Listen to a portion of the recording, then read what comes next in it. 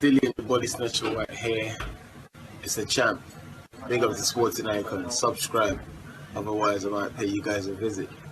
Okay, so it's that time of the month again where the sanctioning bodies will release their new rankings. On this one, we'll be talking about the top 15 for the WBC. There are some changes, so I'm going to go through all the top 15, then I'll go back through them one by one to try and justify their position. There are a couple of changes here and there, so I'll tell you what the changes are as the video goes along.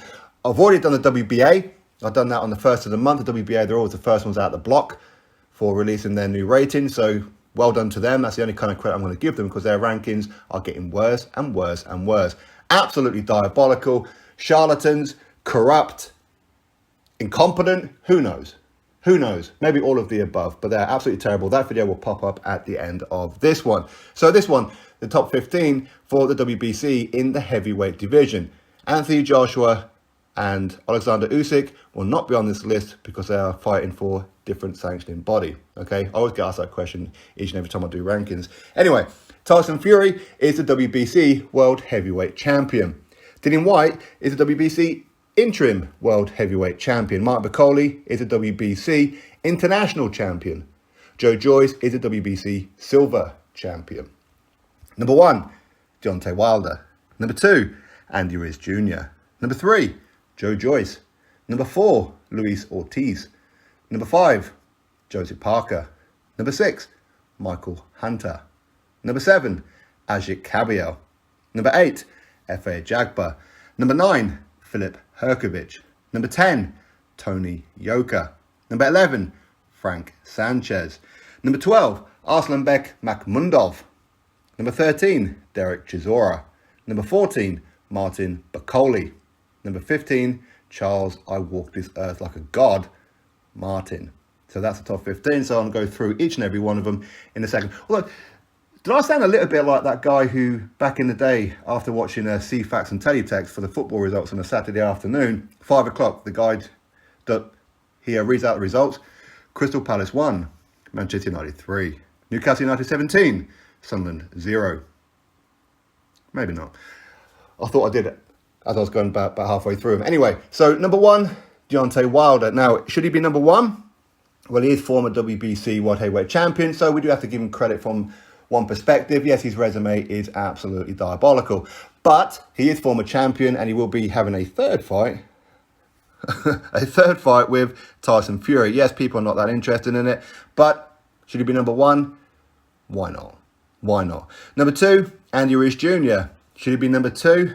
Well, he has defeated the unified heavyweight champion Anthony Joshua, so he is former WBA, WBO, IBF and IBO world heavyweight champion, but of course he lost all those belts in the immediate rematch in Saudi Arabia. So that's his one loss. His other loss, his second and only loss, was against Joseph Parker a few years ago for the vacant WBO world heavyweight title, where he lost Joseph Parker in New Zealand. Recently, since the Anthony Joshua loss, he has fought Chris Arreola. He did get banged to the canvas on that fight, but of course he got up and won the rest of the fight. Very, very close fight. But should he be number 2? I don't have too much of a problem with it, but I would like him to try and solidify that position by fighting somebody that we want to see him fight. Maybe, whether that be a Dillian Whyte, whether that be a Luis Ortiz, or a Felipe, or a Joyce, or hey, a rematch with Joseph Parker. Why not? But I would like him to try and justify number 2 position. So number 3, Joyce, the juggernaut, fresh after a win over Carlos Takam. You do know I've got no notes in front of me. I really should be putting them in there. But Joyce, fresh on a win over Carlos Takam. But I think that with Joyce, of course, Olympic silver medalist at super heavyweight, I think even though he's only had a dozen or so fights, his resume is not bad. It's pretty good, actually, considering the amount of fights that he's had. Of course, he's got a win over Carlos Takam, as I just said. He's got a win over Brian Jennings. Contentious, that's for sure. Very, very good win over Dan Dubois and quite a few others. So I think Joyce is doing very, very well. Of course, he's WBC Silver Champion. So I don't have too much of a problem with him being ranked at number 3, but it will be very interesting to see who he fights next. Of course, he is the WBO mandatory, or at least according to Frank Warren. I haven't seen anything official from the WBO, but we'll have to wait and see who he fights next. Number 4, Luis Ortiz, and I'm sure people are going to start making some kind of memes on this one because I say it each and every time. And I don't want to say it, by the way, but I have no choice. Who's he beat? Who's Luis Ortiz beaten, please? His best win was in 2015, 6 years ago, against Bryant Jennings. Please, for the love of God, King Kong, Luis Ortiz, fight somebody next that's worth a damn. Please. Pretty pleased with the cherry on top. It's not like he's the boogeyman. He's not. It's not like he's avoided. He's not. He's had numerous offers and turned them all down. 2 times against Anthony Joshua. The first time when Anthony Joshua defeated Vladimir Klitschko, of course, he had to defend against the IBF mandatory next. Originally Kubrat Pulev, then Carlos Takam. Then it was going to be Luis Ortiz. Luis Ortiz didn't want to do that. He wanted to go fight Deontay Wilder for 500 grand instead. Then, of course, more recently, he turned down $7 million to replace Big Baby Jaramillo, which, of course, is how Andy Ruiz Jr. got the gig to go fight Anthony Joshua at Madison Square Garden. Luis Ortiz turned down $7 million. Who is advising this man? Who?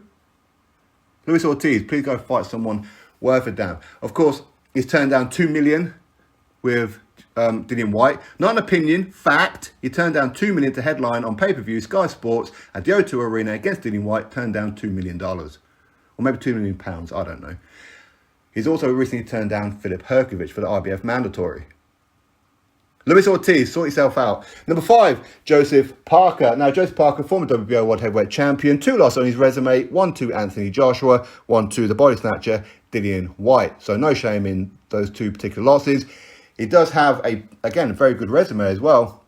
Wins over Andy Ruiz Jr., win over Hughie Fury, win over Carlos Takam, win over Derek Chisora. Yes, okay, some of them were pretty controversial, that's for sure. But still, officially, he has those wins. So I don't have too much of a problem with him being ranked number 5. But will he be fighting Derek Chisora in a rematch next? Or will he be fighting somebody else? If he's going to be fighting somebody else, please somebody in this top 15. Please. Number 6, Michael Hunter. Now, he's fresh on a win about 2 days ago now over Mike Wilson. A career cruiserweight, by the way. I know Michael Hunter has spent a long time at cruiserweight as well. But still, Michael Hunter, that was a horrible, horrible opponent. It was horrible. Brutal knockout, by the way. That's one of the highlight reel knockouts. If you haven't seen that knockout over Mike Wilson from Triller, go check it out. But that was a terrible opponent. But he does have a pretty decent resume, especially at heavyweight. He does have 1 loss. That was to Alexander Usyk. Of course, that's when they were both at cruiserweight. But he has defeated Martin Piccoli. He's defeated that Russian fella. What's his name? Kuzmin, I think his name was Kuzmin, and he's got a draw with Alexander Povetkin. So he does have a pretty good resume. So I don't have too much of a problem with being ranked number 6. I am disappointed that he walked away from the Filip Hrgovic fight for the IBF mandatory. I'm very disappointed with that one. But hopefully he fights a live wire next. Number 7, Agit Kabayel, former European heavyweight champion, still undefeated. 1 good win on his resume, at least in my opinion, over Derek Chisora. That happened in Monte Carlo when Derek Chisora turned up without his trainer at the time in Don Charles. So how good was that win really? Who knows? On paper, it's a very good win, but he did vacate the European title rather than go fight Joe Joyce. How else can we put it? That he ducked him. So please, Bob Arum and everybody else involved in Agit Kabayel's career, put him in there with a live opponent. For the love of God, justify that number 7 position, because for me right now, I don't think he's earned it. I'll be honest, I don't think he's earned it. Number 8, F.A. Ajagba, undefeated Nigerian heavyweight. Of course, he's been recently sparring Tyson Fury ahead of the Deontay Wilder fight when it was originally on for July 24th. Of course, now it's been postponed to October the 9th. Will he pick up the sparring again? Who knows? But he's going to be taking on Frank Sanchez on the Fury Wilder 3 undercard on October the 9th. For me, if he defeats Frank Sanchez, and that's a very good fight, by the way, for me, that's the one fight I'm really looking forward to. If he defeats Frank Sanchez, that justifies that position. Right now, I don't know if number 8 is a little bit too good for him right now. I don't think he's at number 8 right now, in my honest opinion. It's not a criticism, but I think him fighting Frank Sanchez, big props to him, big props to Frank Sanchez for both agreeing to take that fight. That will justify that particular position. He has had one hairy moment in his career, where of course he got dropped by Olga Kaladze, gatekeeper / journeyman, but he did get up and beat him to a pulp. Either way, number 8, F.A. Ajagba. Number 9, Filip Hrgovic. Again, he's going down the IBF route. He's supposed to be fighting for the IBF mandatory. Will that be his next fight? I don't know, because they've been going from number 1 all the way down the list, and they can't get an opponent for the IBF mandatory position. Luis Ortiz has turned it down. Andy Ruiz Jr. has turned it down. Martin Piccoli has turned it down.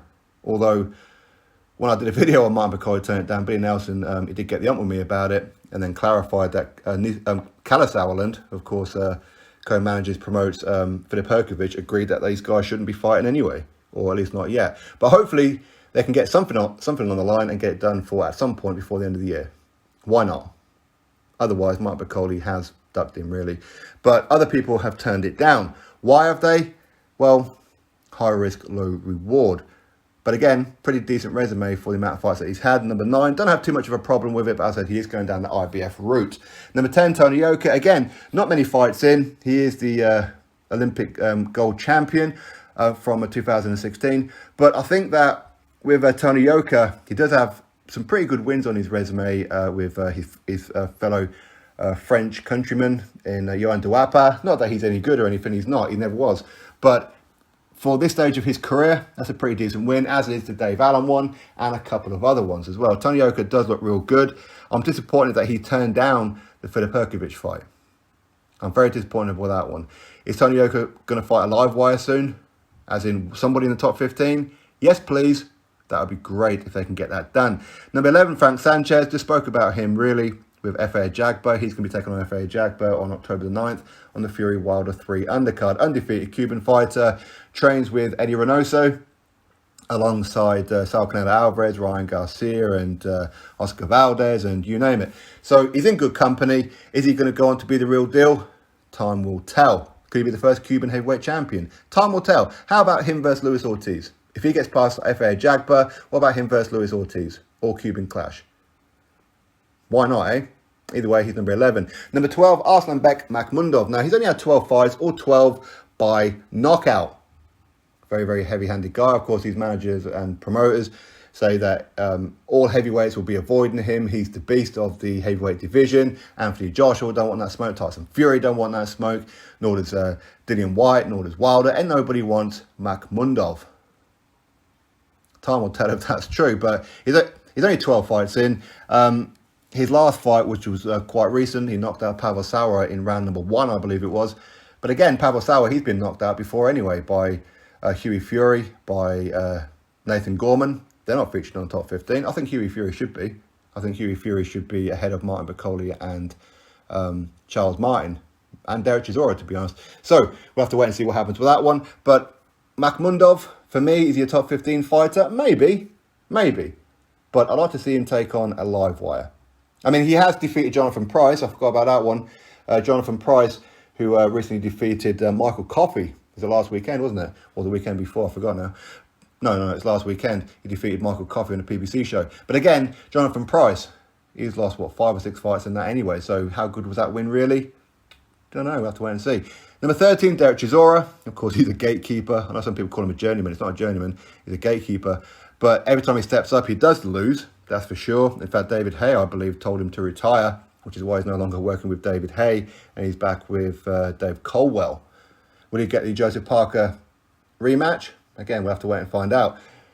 Apparently, Joe Joyce is willing to fight him, so there's always that option as well. But Chisora, of course, he's been in there with some of the best around. He's not one to really avoid fighters, if the money's right, of course. He's fought David Hay, he's fought Vitaly Klitschko, Dillian Whyte twice, Tyson Fury twice, Kubrat Pulev, Robert Helenius, Alexander Usyk. The list goes on, okay? But, of course, he always comes up short, with the exception of maybe Carlos Takam. Was that a good win?